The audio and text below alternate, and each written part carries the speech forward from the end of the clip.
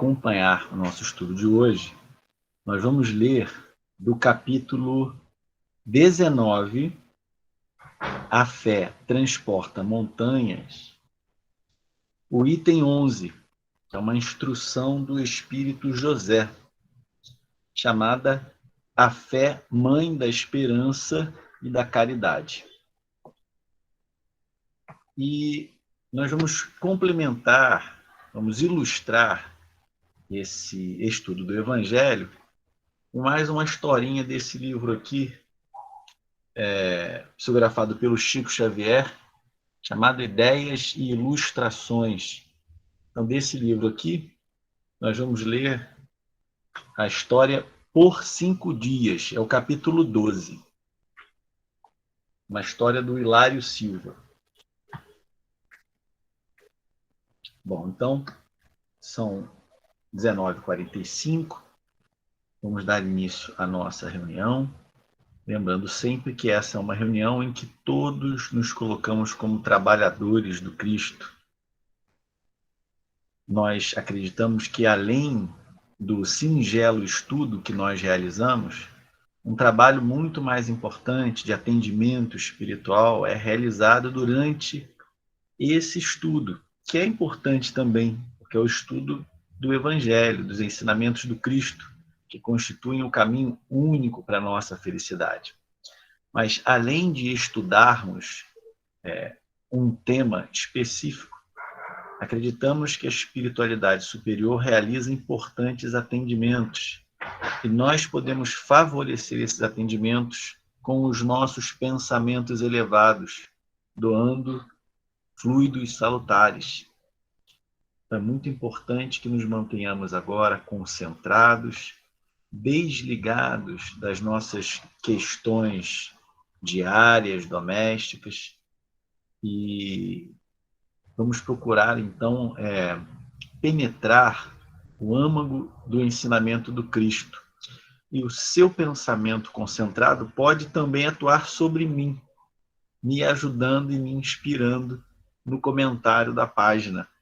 Então, peço também a ajuda de vocês nesse sentido, que me envolvam durante o estudo, para que eu consiga mais facilmente sintonizar os nossos guias e protetores, fazendo então comentários que sejam pertinentes e que nos ajudem na compreensão do tema e no atendimento dos espíritos em necessidade. Então, para quem chegou aí depois, vou repetir. Vamos estudar hoje do Evangelho segundo o Espiritismo, de Allan Kardec, do seu capítulo 19, A Fé Transporta Montanhas, o item 11, A Fé, Mãe da Esperança e da Caridade. É uma instrução do Espírito José, dada em Bordeaux, 1862. Então, esse espírito amigo se dirige a nós da seguinte forma: para ser proveitosa, a fé tem de ser ativa, não deve entorpecer-se. Mãe de todas as virtudes que conduzem a Deus, cumpre-lhe velar atentamente pelo desenvolvimento dos filhos que gerou. A esperança e a caridade são corolários da fé e formam com esta uma trindade inseparável. Não é a fé que faculta a esperança na realização das promessas do Senhor? Perdes fé, que esperareis? Não é a fé que dá o amor? Se não tendes fé, qual será o vosso reconhecimento e, portanto, o vosso amor? Inspiração divina, a fé desperta todos os instintos nobres que encaminham o homem para o bem. É a base da regeneração. Preciso é, pois, que essa base seja forte e durável, porquanto, se a mais ligeira dúvida a abalar, que será do edifício que sobre ela construirdes? Levantai, conseguintemente, esse edifício sobre alicerces inamovíveis. Seja mais forte a vossa fé do que os sofismas e as zombarias dos incrédulos, visto que a fé que não afronta o ridículo dos homens não é fé verdadeira. A fé sincera é empolgante e contagiosa. Comunica-se aos que não na tinham, ou mesmo não desejariam tê-la.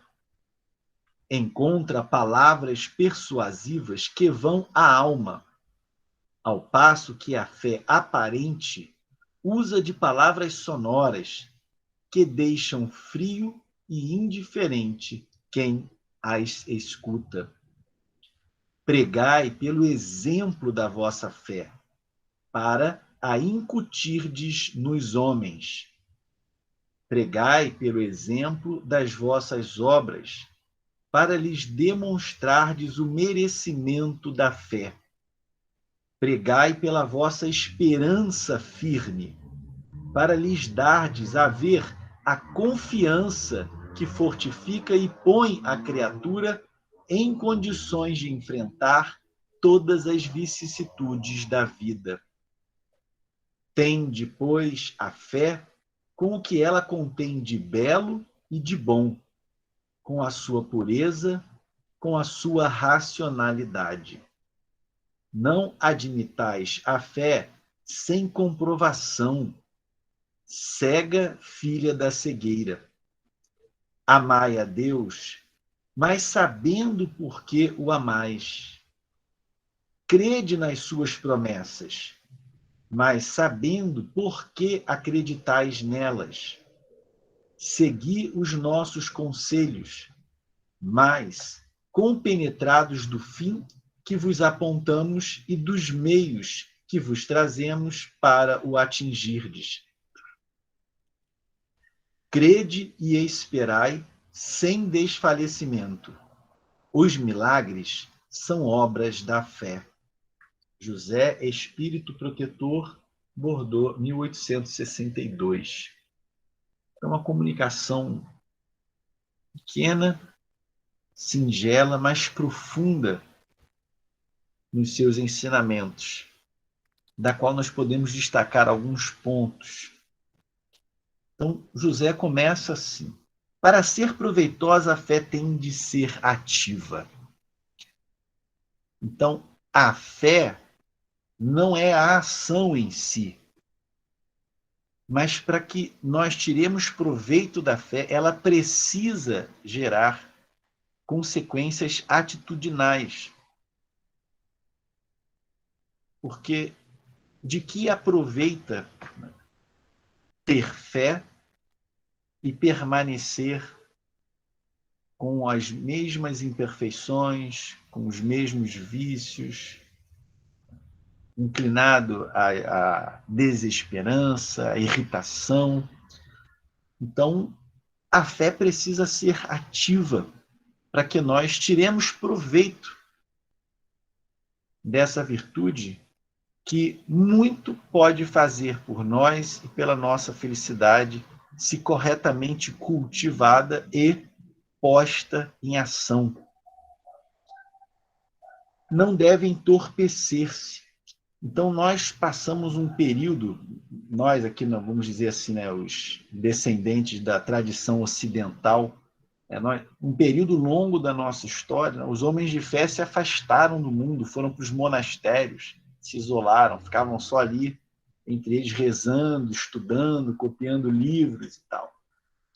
E pouco serviram. Isso não é... falando alguns casos, né? A gente não pode generalizar. Em toda a época sempre houve homens e mulheres religiosos, de fé, e que se dedicaram a servir o próximo. Mas nós sabemos, do estudo da história, que muitas vezes, né, aquele que cultiva a fé procura se isolar do mundo por considerá-lo impuro, não é? Vicioso, pernicioso, e acha que vai se aproximar de Deus se afastando desse mundo ainda cheio de dificuldades. Então, José nos diz, para ser proveitosa, a fé tem de ser ativa, ela tem que gerar uma mudança de postura em nós, de comportamento diante da vida, diante de nós mesmos. Não deve entorpecer-se. E agora ele diz uma coisa muito importante, muito bacana. Mãe de todas as virtudes que conduzem a Deus. Ou seja, todas as virtudes que são o de que nós necessitamos, aquilo que precisamos desenvolver para construirmos o reino dos céus em nós, nos nossos corações, que são as virtudes, são filhas da fé. A fé nos inclina a desenvolvermos todas as outras virtudes. Porque as nossas escolhas, aquilo que nós fazemos, decorre daquilo que nós valorizamos. E o que nós valorizamos depende de como nós compreendemos a nós mesmos, a vida, aos outros e ao mundo ao nosso redor. Então, a fé é uma espécie de matriz, de referencial. Então, a mensagem seguinte, que eu não vou ler hoje, mas eu sugiro que vocês leiam após esse estudo, traz para mim a mais bela definição de fé. É uma espécie de intuição que nós temos dos nossos destinos futuros. Mas não vou entrar nessa seara não, que é outra mensagem. Mas fica a sugestão aí do item 12.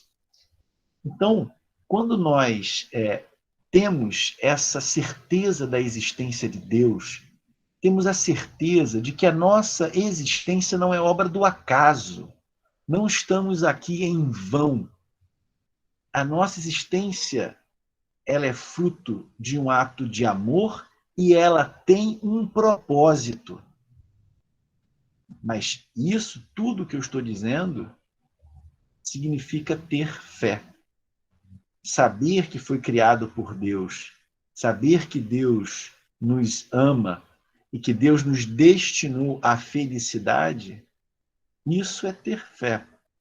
Saber que nós temos condição de atingir essa felicidade, que Deus nos muniu das ferramentas necessárias para construirmos essa felicidade. Isso é ter fé. Então, essa certeza que a fé proporciona, essa segurança, nos inclina, então, né, a desenvolvermos as virtudes, porque nós sabemos que é bom fazê-lo e porque nós sabemos que temos condição de fazê-lo. E isso nos é dado pela fé. E é por isso que José, então, nos diz, se referindo à fé, mãe de todas as virtudes que conduzem a Deus, cumpre-lhe velar atentamente pelo desenvolvimento dos filhos que gerou. Então é interessante que, de tempos em tempos, nós avaliemos, né, em que direção a nossa fé nos tem encaminhado. Né? Se os caminhos que nós estamos trilhando estão coerentes com a fé que nós abraçamos. Se essa fé é sincera, é verdadeira, ela tem que estar contribuindo para o desenvolvimento das nossas virtudes. Então, José continua. A esperança e a caridade são corolários da fé, são consequências diretas, imediatas da fé, e formam com esta uma trindade inseparável. Não é a fé que faculta esperança na realização das promessas do Senhor? Então, como manter a esperança diante da adversidade sem uma fé que a sustente, que a alimente? Se não tiverdes fé, que esperareis? Não é a fé que dá o amor? Se não tendes fé, qual será o vosso reconhecimento e, portanto, o vosso amor.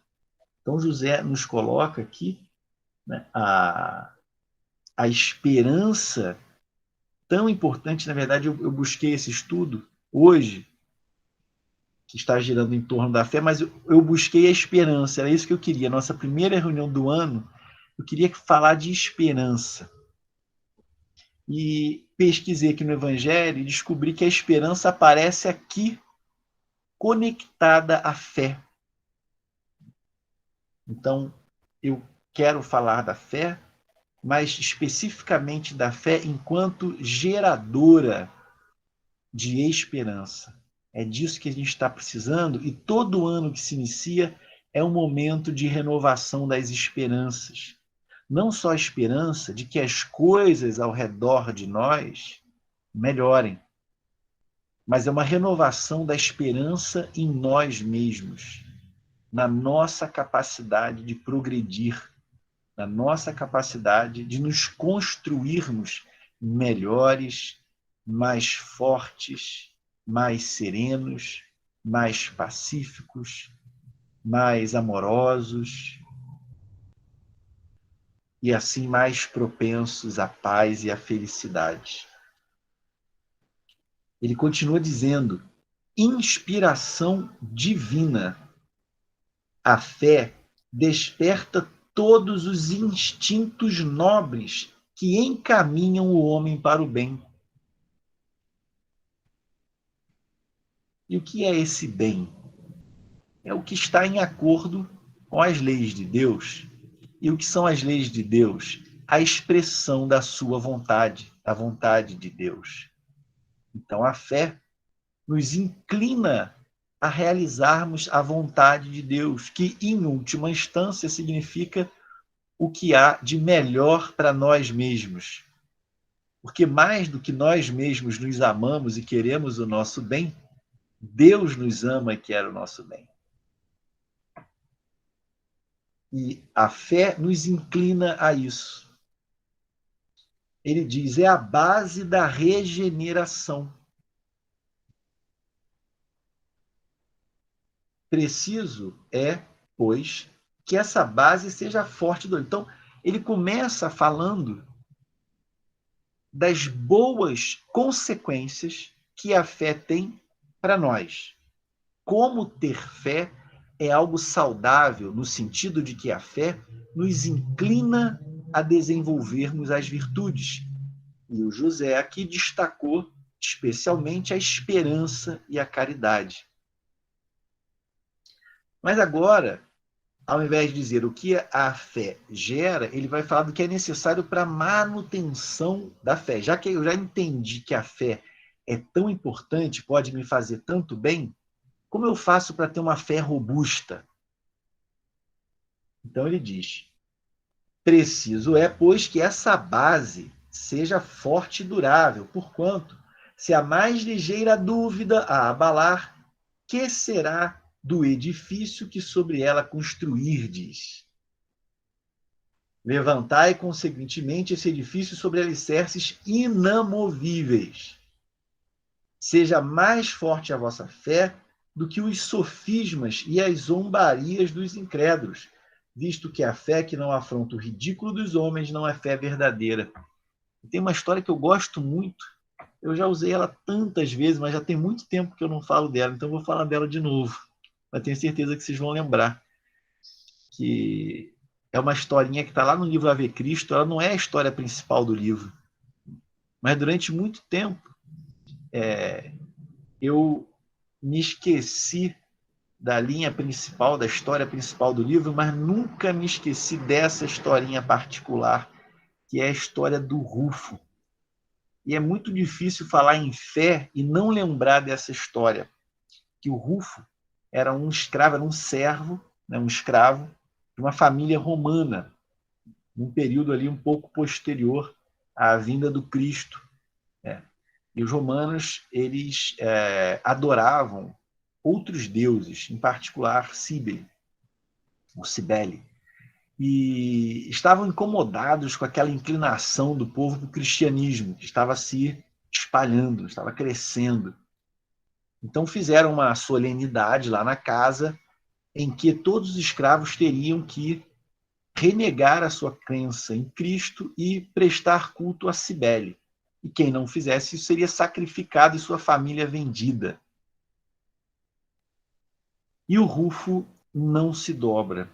Ele tinha uma esposa e tinha uma ou duas filhas, acho que uma filha, uma coisa assim. Ele sabia que seria executado e que sua família seria vendida. Mas, mesmo assim, ele permanece fiel à sua crença em Cristo. E essas histórias, se pensa assim, mas o que aproveita, né? Puxa, ele tem ali uma família para cuidar, tem uma mulher e tem uma filha. Não teria sido mais útil ele ficar vivo? Né? Tá bom, ele pode dizer, olha, não, mas estou preservando a minha vida, eu acredito em Jesus, mas eu preciso cuidar da minha família. Né? Não posso me deixar matar por isso. Mas se as pessoas daquela época tivessem pensado assim, a gente não tinha cristianismo até hoje, né? A coisa tinha morrido lá no início.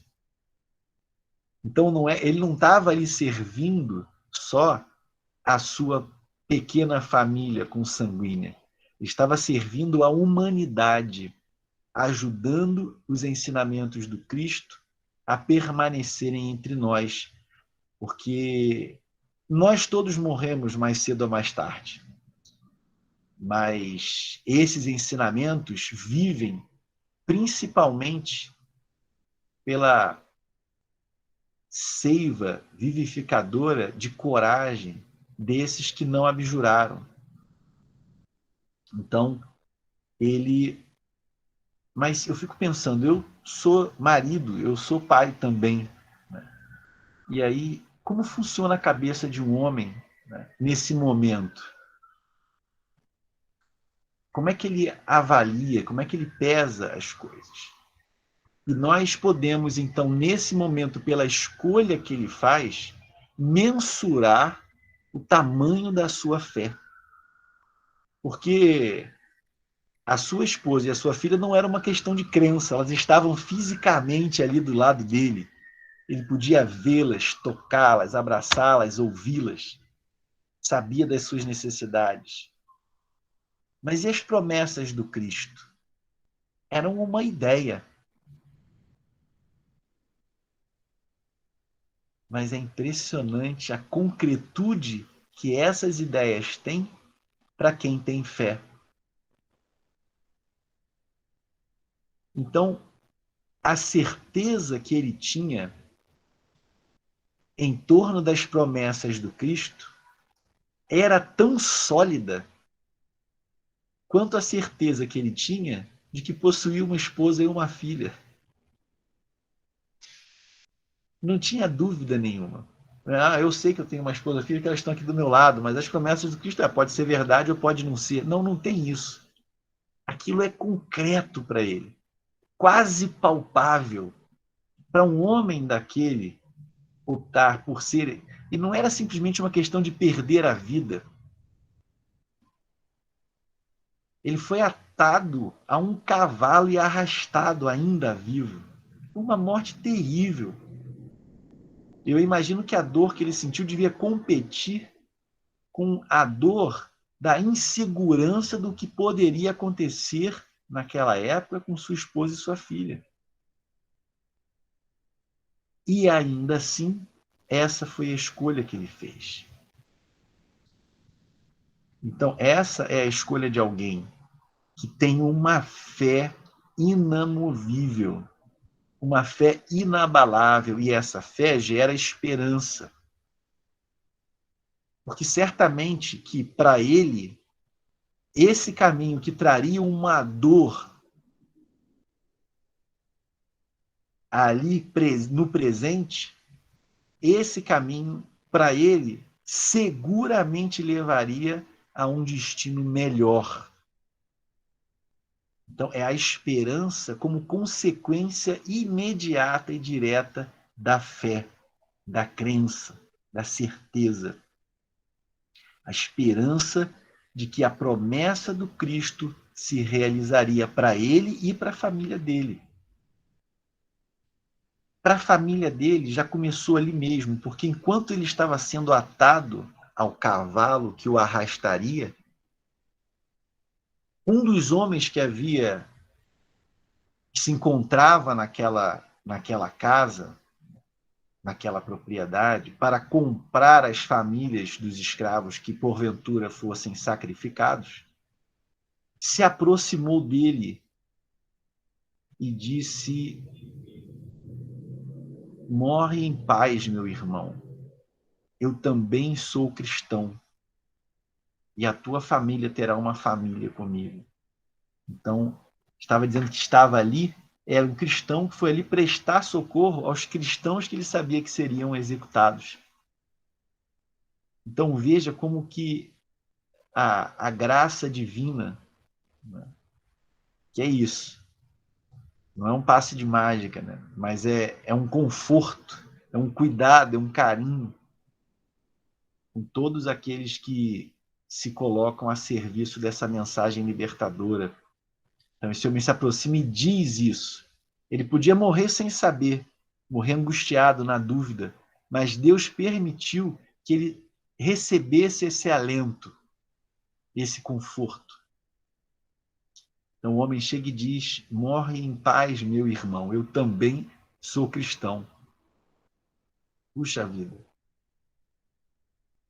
como Deus é bom. Então o Rufo, para mim, é um símbolo, assim como todos os cristãos que enfrentaram as feras, que enfrentaram os leões, muitas vezes cantando, graças aos quais nós temos o cristianismo sobrevivendo entre nós durante esse tempo todo. Então, a coragem desses irmãos nasceu da sua fé inabalável. Então, ele diz: a fé sincera é empolgante e contagiosa. Comunica-se aos que não na tinham, ou mesmo não desejariam tê-la. Encontra palavras persuasivas que vão à alma, ao passo que a fé aparente usa de palavras sonoras que deixam frio e indiferente quem as escuta. Pregai pelo exemplo da vossa fé para incutirdes nos homens. Pregai pelo exemplo das vossas obras para lhes demonstrardes o merecimento da fé. Pregai pela vossa esperança firme, para lhes dardes a ver a confiança que fortifica e põe a criatura em condições de enfrentar todas as vicissitudes da vida. Então, isso era uma coisa que assustava Saulo, né, antes de tornar-se Paulo. Ele que se cria seguidor da lei de Deus na sua pureza, encontrava-se atormentado, angustiado. E aqueles que, na sua visão, eram ignorantes seguidores de um humilde carpinteiro, permaneciam serenos. Essa serenidade também era fruto de uma fé inabalável e esperança nas promessas do Cristo. E essa fé, ela precisa traduzir-se em obras. Então, não precisa criar uma instituição, não é nada grandioso, né? Obra é o nosso comportamento diário, é a maneira como nós tratamos o semelhante. Nós podemos aderir a trabalhos, em instituições, mas nós realizamos obra cada vez que falamos com alguém, que ouvimos alguém, que lidamos com o nosso semelhante. E ele termina então dizendo: tende, pois, a fé com o que ela contém de belo e de bom, com a sua pureza, com a sua racionalidade. Durante muito tempo, muitas pessoas tentaram criar uma oposição entre fé e racionalidade. Mas o Espiritismo vem para desmistificar esse equívoco. Então ele diz aqui: Tende, pois, a fé com o que ela contém de belo e de bom, com a sua pureza, com a sua racionalidade. Não admitais a fé sem comprovação, cega a filha da cegueira. Amai a Deus, mas sobretudo mas sabendo porque o amais. Crede nas suas promessas, mas sabendo porque acreditais nelas. Segui os nossos conselhos, mas compenetrados do fim que vos apontamos e dos meios que vos trazemos para o atingirdes. Por que isso? Porque nós temos inteligência. É inevitável, faz parte de nós. E ela só cresce, só se desenvolve. E é bom que seja assim. Então, quando nós aderimos a ideias que mais tarde a nossa razão mais desenvolvida repele, isso cria um conflito e fragiliza a nossa fé. Então, é muito importante nós compreendermos. Isso robustece a fé. Então, a razão, ao contrário de brigar e de enfraquecer a fé, não. A razão fortalece a fé, sustenta. Não necessariamente significa obter prova material, ver tudo. Não é? Então, eu me lembro sempre do Kardec ter dito que a coerência, a beleza, a perfeição dos princípios estabelecidos pela doutrina espírita fez muito mais adeptos do que a fenomenologia, do que a materialização de objetos, do que o balanço das mesas. Então, saber que há um Deus, e isso é algo intuitivo para nós, isso está na nossa essência, está inscrito em nós. Por isso que todas as sociedades, todas as épocas, sempre se inclinaram a acreditar na existência de um Criador. O nosso entendimento acerca desse Criador vai se desenvolvendo aos pouquinhos, né? E nós certamente muito mais não sabemos do que sabemos, mas já sabemos alguma coisa. E dentre as coisas que nós sabemos, sabemos que ele é perfeitamente amoroso e justo. Então nós precisamos encontrar essa coerência nas coisas. Quando o Espiritismo nos explica o mundo, explica a vida para nós, nós precisamos encontrar nas coisas feitas por Deus coerência com essa bondade, com essa justiça, com essa misericórdia. E quando não encontramos, a nossa fé fica abalada. Então o Espiritismo ele faz isso. Ele explica para nós as coisas de maneira coerente, e coerente com a existência de um Deus bom e justo. Então ele termina dizendo: crede e esperai sem desfalecimentos. Os milagres são obras da fé. Então o desfalecimento é um indício da nossa pouca fé. Toda vez que a gente desanima, que a gente fica pessimista, né, que a gente se desespera,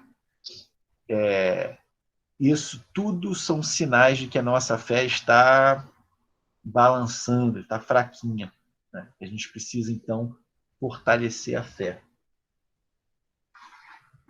Para muitas coisas, mas especificamente hoje gostaria de destacar que é importante fortalecer a nossa fé, porque ela nos dá esperança. E para ilustrar esse ponto, eu vou contar essa historinha aqui do livro Ideias e Ilustrações, que é a psicografia do Chico Xavier, por diversos espíritos. O autor dessa historinha que eu vou ler é o Hilário Silva, que trata da esperança. E o título da história é Por 5 Dias. Mais de 6 lustros passaram. Um lustro é um período de 5 anos. Então, 6 lustros são 30 anos. Então, mais de 30 anos passaram. Francisco Teodoro, o industrial suicida, experimentara pavorosos suplícios nas trevas. Defrontado por crise financeira esmagadora, havia aniquilado a existência. Tivera vida próspera. À custa de ingente esforço, construíra uma fábrica. Importando fios, conseguira tecer casimiras notáveis. E o trabalho se lhe desdobrava promissor. operários e máquinas eficientes, armazéns e lucros firmes. Seguira, porém, a retração dos negócios. Surgira, porém, a retração dos negócios. Humilhavam-no cobranças e advertências a lhe invadirem a casa. Frases vexatórias espancavam-lhe os ouvidos. Coronel Francisco, trago-lhe as promissórias vencidas. Senhor Francisco, nossa firma não pode esperar. O capitão de serviço pedia mais tempo, apresentava desculpas, falava de novas esperanças e comentava as dificuldades de todos. Meses passaram pesadamente. Cartas vinagrosas chegavam-lhe à caixa postal. Devia a credores diversos o montante de 800 contos de réis. Vejam que a história é um pouco antiga, mas ainda assim muito atual. A produção abundante descansava no depósito, sem compradores. Procurava consolo na fé religiosa. Por toda parte lia e ouvia referências à divina bondade. Deus não desampara as criaturas, pensava. Ainda assim, tentava a oração sem abandonar a tensão. E porque alguém o ameaçava de escândalos na imprensa, com protestos públicos, em que seria indicado por negociante desonesto, escreveu pequena carta anunciando-se insolvável, ou seja, não possível de ser pago, né? E disparou um tiro no crânio. Com imenso pesar, descobriu que a vida continuava, carregando em zonas sombrias de purgação a cabeça em frangalhos. Palavra alguma na terra conseguiria descrever-lhe o martírio. Sentia-se um louco encarcerado na gaiola do sofrimento. Depois de 30 anos, pôde recuperar-se, internando-se em casa de reajuste, reavendo afeições e reconhecendo amigos. E agora que retornava à cidade que lhe fora ribalta ao desespero, notava, surpreendido, o progresso enorme da fábrica que lhe saíra das mãos. Embora invisível aos olhos físicos dos velhos companheiros de luta, abraçou chorando de alegria os filhos e os netos reunidos no trabalho vitorioso. E após reconhecer o seu próprio retrato, reverenciado pelos descendentes no grande escritório, veio a saber que acontecimento importante sucedera 5 dias depois dos funerais, em que a família lhe pranteara o gesto terrível. A face da alteração na balança comercial do país, ante a Grande Guerra de 1914, o estoque de casimiras, que acumulara zelosamente, produziu importância que superou de muito a 4.000 contos de réis. Ele devia 800. Mostrando melancólico sorriso, o visitante espiritual compreendeu então que a bondade de Deus não falhara. Ele apenas não soubera esperar. Hilário Silva. E essa historinha é complementada por esses pequenos dizeres. Esperança, doce alento de quem serve, ama e confia. Escora no sofrimento, pão nosso de cada dia, de Oscar Batista. Se sofres dores crescentes, não esmoreças na estrada. Quando chega a meia-noite, é hora da madrugada. Lauro Pinheiro.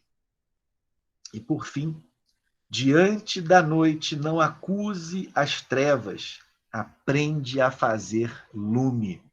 André Luiz. Então, se o nosso sofrimento, se a nossa provação, se é a adversidade, se é a doença que nos acomete ou a um ente querido, se é a dificuldade financeira, se a relação dificultosa com o parente próximo, no ambiente do trabalho, na vizinhança, na família, ainda não se resolveu, não é porque Deus nos abandonou, é porque nós ainda precisamos. Como essa historinha muito bem ilustra, Deus nunca desampara. Mas é importante que a fé em nós sustente a esperança de que tudo isso vai passar. A esperança em dias melhores. Certeza de que esses dias chegarão. Tanto antes, quanto maior for a nossa resignação, quanto maior for a nossa gratidão a Deus por tudo que Ele nos tem concedido, desde a nossa própria existência, mas por todos os instrumentos de que Ele nos mune para que construamos a nossa felicidade. Instrumentos esses internos fazem parte de nós e auxiliares também externos, a família em que nós nascemos, a educação que nós recebemos, a oportunidade de estarmos aqui reunidos. E eu olho para esses rostinhos todos e percebo uma segunda família que não é consanguínea, mas que é tão amada quanto. E essas são as carinhas que eu vejo. E as carinhas que eu não posso ver porque não tenho mediunidade para isso, mas que também nos envolvem a todos, também nos amando, desejando o nosso bem, trabalhando por nós, se dedicando ao nosso bem. Incansáveis. Quantos recursos, quantos benefícios, quantas ferramentas Deus não coloca à nossa disposição para que, fazendo pequenos esforços, nós consigamos superar as adversidades. O estudo da doutrina espírita é o melhor caminho para o fortalecimento dessa fé. Essa que tem como consequência a esperança em dias melhores.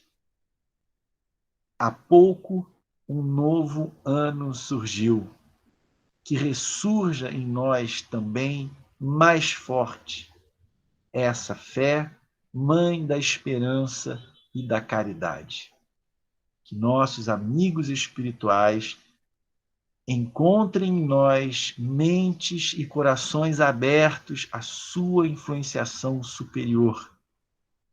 E que assim, nesse trabalhinho que nós realizamos juntos, de mãos dadas, corações unidos, possamos continuar caminhando na direção desse Pai amoroso e da nossa almejada felicidade.